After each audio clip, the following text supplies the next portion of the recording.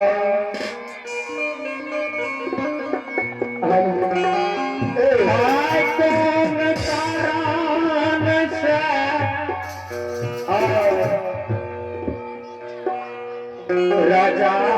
के बुलावा टकल हो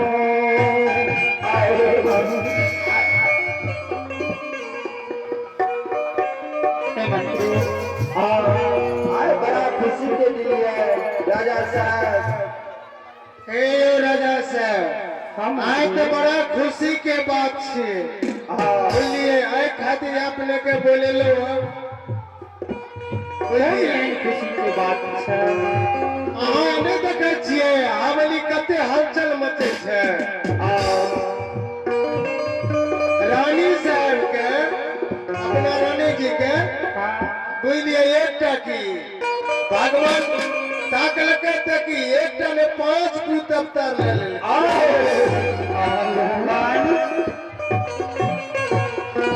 मंत्री जी हाँ बोलिए राजा साहब।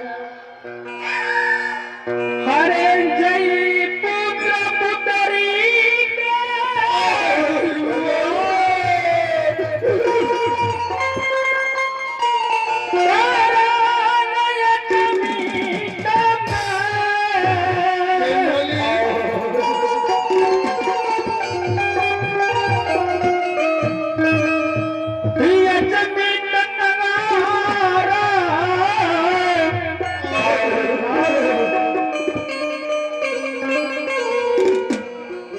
लाइट रहे ना।